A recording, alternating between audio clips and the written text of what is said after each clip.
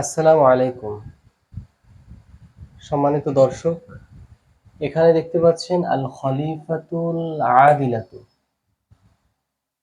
আল খলিফাতু আদিলাতুন কোনটা সঠিক বলুন?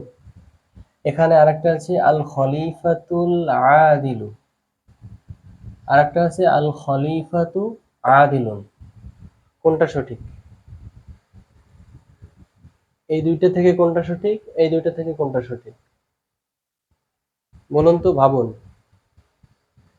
তো আমি বলছি যে এই দুইটার মধ্য থেকে আপনারা অনেকেই ভেবেছেন যে এটা সঠিক, কারণ এখানেও তাইতানিস, এখানেও তাইতানিস। যারা এটা ভেবেছেন আপনাদের ধারণা সম্পূর্ণ ভুল। আর যারা এটা ভেবেছেন যে এটাও তাইতানিস এটাও তাইতানিস, আপনাদের ধারণাও ভুল। আর এখানে আলিফলাম আছে নির্দিষ্ট, এখানে আলিফলাম নাই, অনির্দিষ্ট। সুতরাং একটা কারণেই ভুল, এখানেও তাইতানিস এখানেও তাইতানিস, এই কারণেই ভুল। আর তাহলে সঠিক কোনটা? সঠিক হইল এটা, সঠিক হইল এটা। এখন আপনাদের মনে প্রশ্ন যে এখানে তাইতানিস হলো কিন্তু এখানে তাইতানিস হলো না কেন? তাহলে আগে আমরা এটা কাটি নিই। এটাও ভুল, এটাও ভুল। সঠিক কোনটা? এটা সঠিক, এটা সঠিক। তাহলে এখন প্রশ্ন যে এখানে তাইতানিস হলো না কেন? তাইতানিস না হওয়ার কারণ হলো আল খলিফাতু হচ্ছে পুরুষ, পুরুষরাই সাধারণত খলিফা হয়। ইসলামের যে 4 খলিফা আছে তারা 4 খলিফা কিন্তু 4 জনই পুরুষ, আর ইসলামে নারী নেতৃত্ব হারাম। সুতরাং নারীরা কখনো খলিফা হতে পারবে না। এজন্য এটা তাইতানিস হলেও খলিফা হচ্ছে পুরুষ, এই জন্য এখানে তাইতানিস আসবে না। আর এখানে আল খলিফাতু আদিলুন, এখানেও একই কারণ। এখন বলুন তো তাহলে তারকিবে আল খলিফাতু আল আদিলু এটা কি হবে? মুবতাদা খবর হবে নাকি মাউসুফ সিফাত হবে? আবার আল খলিফাতু আদিলুন এটা কি মুবতাদা খবর হবে নাকি মাউসুফ সিফাত হবে? মুবতাদা এবং খবর হলো, মুবতাদার একটা বৈশিষ্ট্য হলো মুবতাদা সবসময় কি হয়? মুবতাদা সবসময় মারিফা হয়। আর খবরের একটা বৈশিষ্ট্য হলো কি? খবরের একটা বৈশিষ্ট্য হলো কি? খবর সবসময় নাকেরা হবে। খবর সবসময় কি হবে? নাকেরা হবে। খবর সবসময় নাকেরা হবে। খবর সবসময় নাকেরা হবে, মুবতাদা সবসময় মারিফা হবে। তাহলে এই বৈশিষ্ট্য থেকে এখন বলুন, তাহলে এটা মুবতাদা খবর নাকি এটা মুবতাদা খবর? এখানে এটা হচ্ছে মারিফা, এটাও হচ্ছে মারিফা, তাহলে এটা মুবতাদা খবর হবে না। আর এটার দিকে যদি তাকাই তাহলে এটা মারিফা, কারণ এখানে আলিফ লাম আমরা পাই। এটা নাকেরা, এখানে আলিফ লাম পাওয়া যায় না। তাহলে অটোমেটিক্যালি এটা মুবতাদা এবং খবর হয়েছে। আবার তাহলে এটা কি হবে? এটা আমরা কিভাবে কি করব?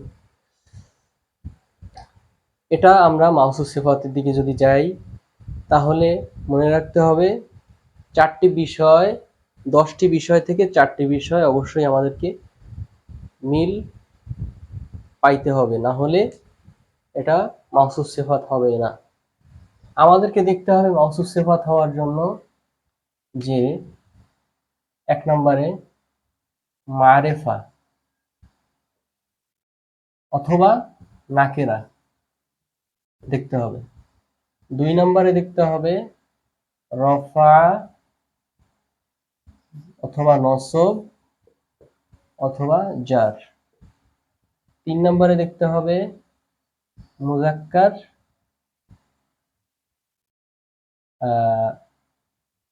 বা মুয়ান্নাস। 4 নম্বরে দেখতে হবে ওয়াহেদ অথবা তাসনিয়া অথবা জামা। এখানে কয়টা বিষয় আছে?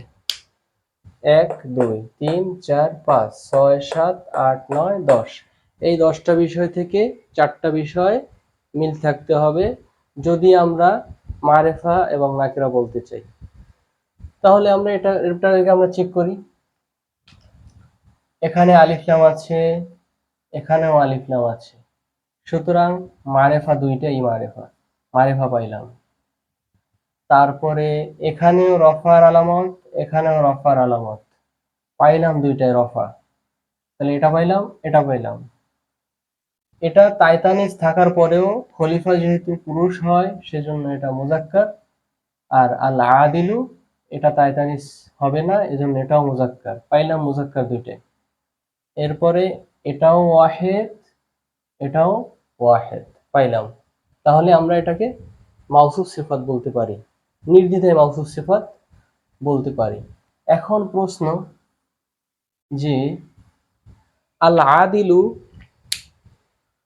হচ্ছে ন্যায়পরায়ণ, এটাও ন্যায়পরায়ণ। তাহলে ন্যায়পরায়ণ তো একটা গুণ, তাহলে এখানে মাওসুফ সিফাত হইল, আর এখানে খবর হইল, ঘটনা কি? এখন মনে রাখতে হবে, ওটা একটা গেল। এখন মনে রাখতে হবে যে খলিফা সম্পর্কে নতুন তথ্য আসছে, মুক্তাদা সম্পর্কে খবর এসেছে, আর এটা খলিফার একটা গুণ বুঝিয়েছে। কেমন? যে এটার অর্থ যদি করা হয় যে খলিফা ন্যায়পরায়ণ,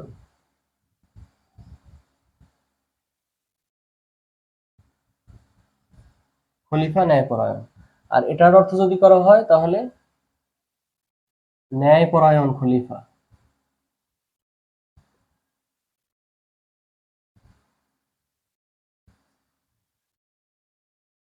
ন্যায়পরায়ণ খলিফা। তাহলে পার্থক্য দেখেন, খলিফা ন্যায়পরায়ণ, একটা সংবাদ আসছে যে খলিফার সম্পর্কে একটা সংবাদ এসেছে, খবর এসেছে যে খলিফা ন্যায়পরায়ণ। আর এটা হচ্ছে খলিফার গুণ বুঝিয়েছে, ন্যায়পরায়ণ খলিফা, মানে খলিফা যে সঠিকভাবে বিচার করে সেটা ন্যায়পরায়ণ খলিফা, মানে খলিফাই হচ্ছে ন্যায়পরায়ণ, মানে খলিফার একটা গুণ বুঝিয়েছে, আর এটা খলিফার একটা খবর বুঝিয়েছে। এই যে ন্যায়পরায়ণ আগে আসার কারণে এটা গুণ হয়েছে, সেফাত হয়ে গেছে, আর খলিফার পরে ন্যায়পরায়ণ আসার কারণে খবর হয়েছে। শব্দটা যদি গুণবাচক হয় এরপরেও এখানে এটা খবর, আর শব্দটা গুণবাচক এরপরেও এখানে সিফাত। এই হচ্ছে পার্থক্য। তো এখন আপনাদের কাছে প্রশ্ন, যারা ক্লাসটি সম্পূর্ণ দেখেছেন তাদের কাছে প্রশ্ন যে তলহাতুন তলহাতুন জাকিয়ুন, তলহাতুন জাকিয়ুন, এই জাকিয়ুনটা তারকিবে কি হয়েছে? তলহাতুন জাকিয়ুন, এই জাকিয়ুনটা তারকিবে কি হয়েছে? আপনারা অবশ্যই এটা আমাকে কমেন্টে জানাবেন। তো আজকের ক্লাসটা এ পর্যন্তই।